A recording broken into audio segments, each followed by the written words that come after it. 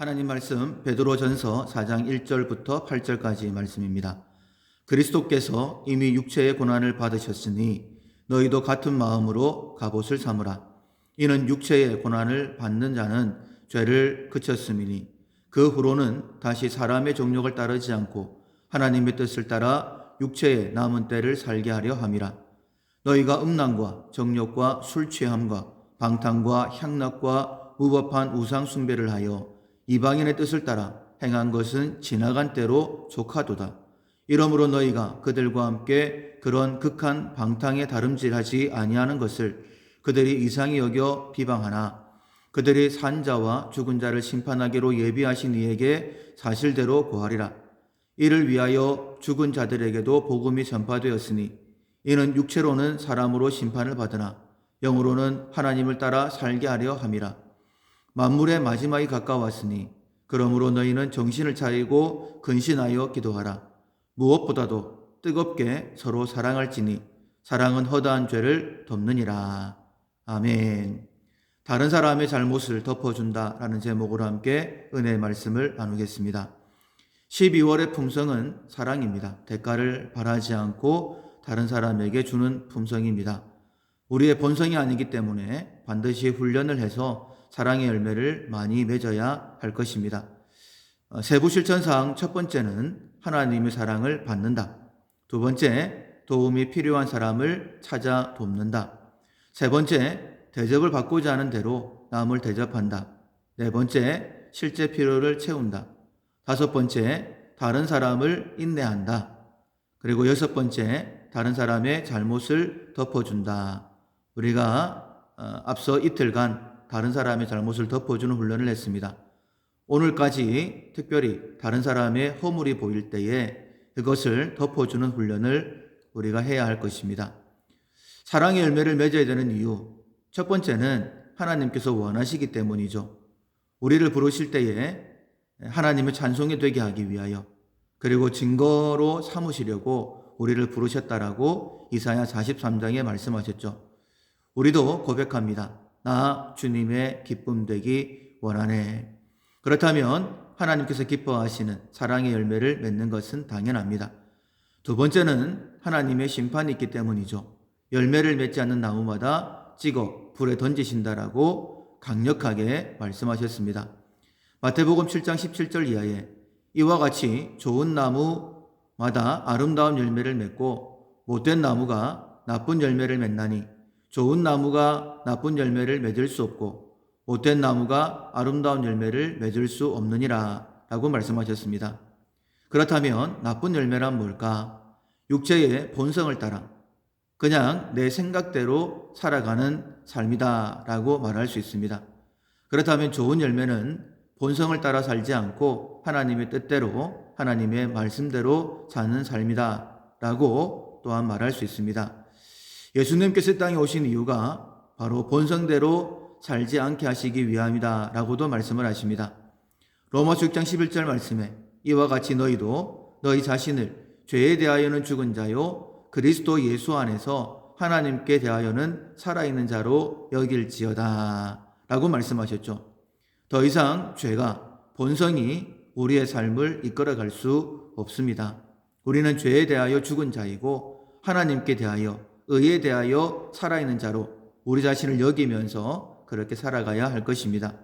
오늘 본문에도 동일하게 말씀하시죠. 1절 그리스도께서 이미 육체의 고난을 받으셨으니 즉 십자가를 지셨으니 이런 의미입니다.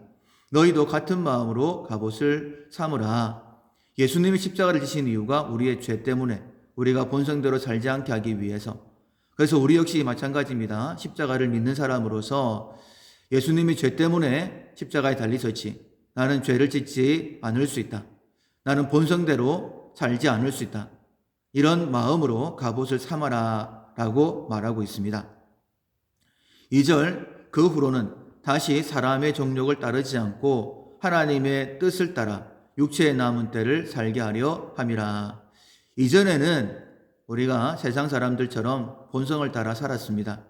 그러나 이제는 이후에 남은 때를 본성이 아니라 하나님의 뜻대로 사랑하며 살아라라고 우리에게 십자가의 의미를 가르쳐 주셨다라고 말씀하시는 거예요. 3절 하반절에 보면 이방인의 뜻을 따라 행한 것은 지난 때로 족하도다. 우리가 이미 많은 시간을 잃어버렸습니다. 더 이상 금 같은 시간, 결코 돌아오지 않는 이 시간 허비해서는 안 될 것입니다. 왜 우리가 본성을 죽여야 할까? 처음에도 말씀을 드렸지만 성도의 당연한 삶입니다. 하나님께서 그런 목적으로 우리를 구원하셨어요. 두 번째는 하나님의 심판 때문이다라고 말씀을 들었죠. 7절에 보면 만물의 마지막이 가까웠으니, 다르게 표현하면 심판이 가까웠다는 말씀이죠. 그렇다면 우리가 어떻게 해야 되나? 첫째는 정신을 차리고 기도해야 됩니다. 그러므로 너희는 정신을 차리고 근신하여 기도하라. 하나님, 이대로 본성대로 살면 하나님의 기쁨이 될 수가 없습니다. 하나님의 심판을 피할 수 없습니다. 하나님의 기쁨, 하나님의 영광이 되기 위해 또한 심판을 피할 수 있도록, 본성을 이길 수 있도록 도와주십시오 라고 깨어 근신하여 하나님 앞에 기도해야 됩니다. 왜냐하면 우리의 힘으로는 결코 본성을 이길 수가 없기 때문이죠.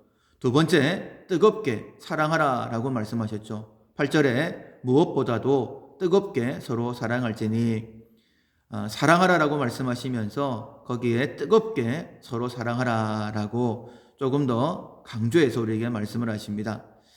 본성대로 안 살겠다라고 발버둥 치는 것, 노력하는 것, 그것을 소극적인 태도다라고 한다면 적극적인 태도는 사랑하는 것입니다. 뜨겁게 서로 사랑하는 것입니다. 최고의 수비는 공격이라는 말처럼 뜨겁게 사랑하면 본성을 이길 수가 있기 때문이죠. 이렇게 말씀하십니다. 사랑은 허다한 죄를 덮느니라. 두 가지 의미로 생각해 볼 수 있어요. 첫 번째로 사랑하면 우리 자신의 죄가, 허다한 죄가 덮여진다, 용서받는다라는 의미이고, 또 하나는 사랑이란 다른 사람의 허다한 죄를 덮어줄 수 있는 것이다, 이렇게 말씀하시는 거예요. 역시 동전의 양면과 같습니다. 사랑은 하나님께 대해서는 우리의 허물이 덮이고, 그리고 사람에 대해서는 그들의 허물을 덮어주는 것이죠. 꼭 기억합시다. 사랑은 하나님께 대해서는 우리의 허물이 덮입니다. 그리고 사람에 대해서는 그 사람의 허물을 덮어주는 것입니다. 지난주 말씀을 나눴던 것처럼 삶에서 가장 힘든 것 중에 하나가 인간관계이죠. 부부 사이가 좋으면 가정천국, 성도들과 사이가 좋으면 교회천국, 우리 당회원들이 사이가 좋으니 교회가 편안하고 천국이 이루어지는 것이죠. 화목, 천국, 우리가 누려야 할 복 중 반드시 누려야 할 복입니다. 어떻게 가정천국이 되고 교회천국이 될 수 있을까? 답은 정확합니다. 사랑하면 됩니다. 사랑하면서 허물이 덮여지면 됩니다. 우리 가운데 약함이 없는 사람이 어디 있겠습니까? 그런데 사랑하면, 뜨겁게 서로 사랑하면 허다한 죄가, 허다한 허물이 덮여지게 되는 거예요. 아무리 큰 잘못을 했다 할지라도, 그래서 관계가 깨어질 상황이라 할지라도 사랑하면 됩니다. 그러면 모든 문제가 해결되는 거예요. 사랑을 위해 우리가 오늘까지 해야 할 특별 훈련은 다른 사람의 잘못을 덮어주는 것입니다. 기억합시다. 어떤 잘못이라도 예수님 안에서, 십자가 안에서 덮어줄 수 있는 그런 사랑의 사람 될 수 있기를, 덮어줌으로 인하여서 우리가 가는 곳마다 천국이 이루어지는 놀라운 역사가 있기를 주님의 이름으로 축원합니다. 아멘.